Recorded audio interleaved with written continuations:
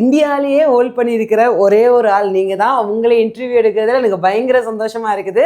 So first கேள்வி உங்ககிட்ட என்னென்னா, ராப்பரா எப்போ நீங்கள் மாறினீங்க? ஏன்னா உங்களை வந்து ஒரு பயங்கரமான ஒரு எம்சியாக விஜேவாக எங்கள் எல்லாருக்கும் தெரிஞ்சிருந்தது.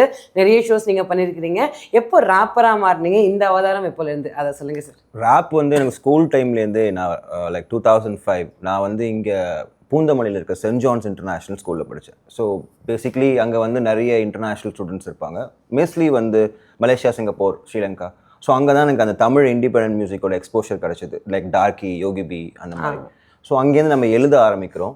ஸோ நான் காலேஜ் பஞ்சாபில் படிக்கும் போது அங்கே இருக்க பஞ்சாப் ரேப் சீன் பார்த்து அங்கேருந்து இன்ஸ்பயர் ஆகி அங்கே இருக்க காலேஜ் பேண்ட் அந்த மாதிரி பெர்ஃபார்ம் பண்ணி அங்கே தான் என்னோட ஃபர்ஸ்ட் ஜேர்னி ஆரம்பிக்குது. Then I started to put that down in Chennai. ஏன்னா அப்போது சென்னையில் வந்து பெரிய ரேப் சீன் கிடையாது.